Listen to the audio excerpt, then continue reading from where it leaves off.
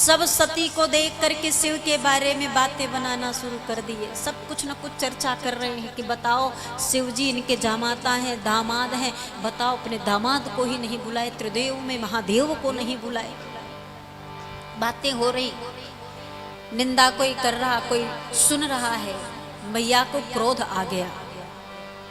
बात जब मायके की हो तो नहीं सुनती है, सत्य है, लेकिन जिस मायके वालों से ये अति प्रेम करती हैं, अगर वो मायके वाले पति के बारे में कुछ बोल दें तो क्या सहेंगी? बहुत प्रेम मायके से करती हैं, पिता से बहुत प्रेम करती हैं, भाई से बहुत प्रेम करती हैं, एक शब्द नहीं सुन सकती। लेकिन अगर वही सबसे प्रिय पिता और भाई पति का अपमान करना शुरू कर दे तो ये पत्नी कभी भी सुन नहीं सकती। महाराज, एक सत्य की पत्नी, धर्म पत्नी कभी अपने धर्म में, हमारे सनातन वैदिक धर्म में पति को परमेश्वर कहा गया है। लेकिन ध्यान रखें, पति को यदि परमेश्वर कहा गया है तो पत्नी को भी देवी की उपाधि मिली है, लक्ष्मी की उपाधि मिली है। ये घर की लक्ष्मी कही जाती है, घर की देवी कही जाती है। देवता का मतलब ये नहीं कि मंदिर में बैठ जाओ और पूजा कराओ। कह दिया गया नारी धर्म पति देव न दूजा। अब कह दिया शास्त्र ने कि पति के अलावा कोई दूसरा देवता नहीं पत्नी के लिए, तो अब आप देवता बनकर मंदिर में बैठ जाओगे तो घर कैसे चलेगा? चलेगा? देवता किसे कहते हैं? वो मंदिर में बैठ जाने को देवता नहीं कहा जाता।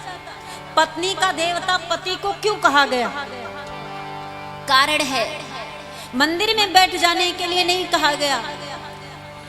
हम देवता उन्हें कहते हैं जो हमारी सारी इच्छाओं को पूरा करते हैं, हमारी सुरक्षा करते हैं, संरक्षित रखते हैं। मंदिर में देवता के पास जाते हैं तो हाथ जोड़कर मांगते हैं हम, प्रभु हमारे पास ये नहीं, दे दीजिए, प्रभु हमारी रक्षा कीजिएगा, प्रभु हमारे परिवार की रक्षा कीजिएगा, हमारे संतान की रक्षा कीजिएगा, बढ़िया सुख समृद्धि बनाए रखिएगा। ये सब हम भगवान से कहते हैं जो मंदिर में रहते हैं।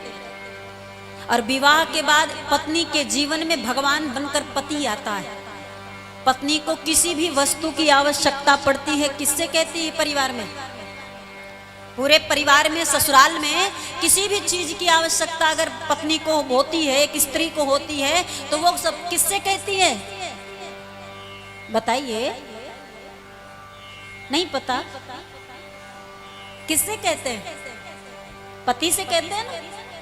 भाई ससुर जी से संकोच रहता है, घर के बुजुर्ग हैं, श्रेष्ठ हैं, सबसे संकोच लगता है। कोई भी समस्या होती तो कोई किससे बोलते हैं?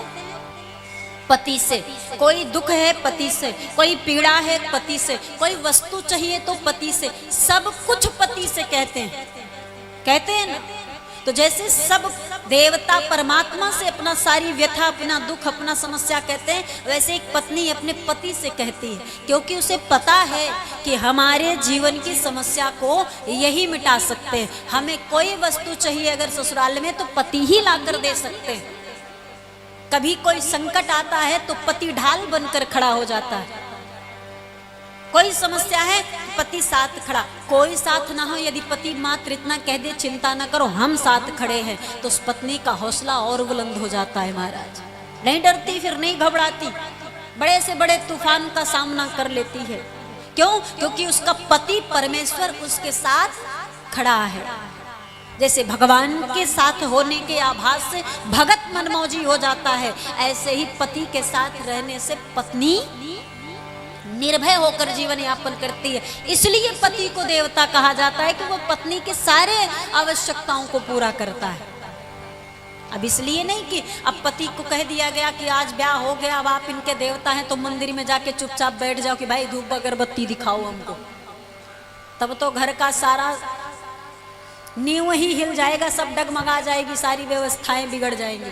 क्योंकि अर्थव्यवस्था, कमाने का सब कुछ पति ही तो करता है, और पत्नी उसे सजोती है, उसे संभालती है, घर की लक्ष्मी कही जाती है।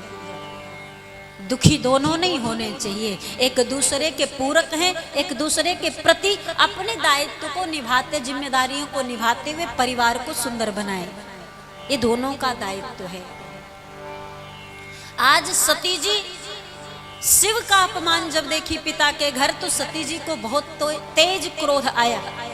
वो भूल गई सब कि हमारे पिता है, हमारा मायका है, सब भुला गई, क्योंकि शिव से बड़ा सती के लिए कोई नहीं था। शिव उनके देवता है, शिव उनके परमात्मा है, उनके स्वामी हैं। सती को क्रोध आया और सती जी उसी यज्ञशाला में जहाँ पर सुंदर व्यवस्था की गई थी यज्ञ की, वहीं पर योगाग्नि को प्रकट की, और योगाग्नि को प्रकट करते ही मां सती का शरीर अग्नि को समर्पित होकर धधक कर जलने आरंभ हो गया।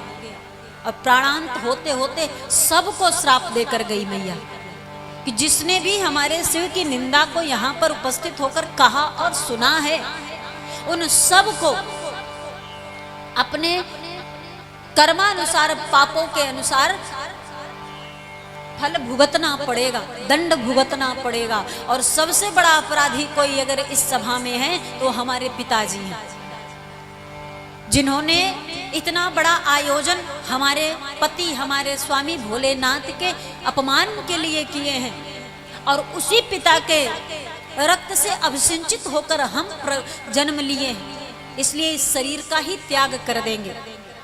और मैया ने अपने शरीर का परित्याग अपने पिता की मंद बुद्धि को धिक्कारते हुए करती है।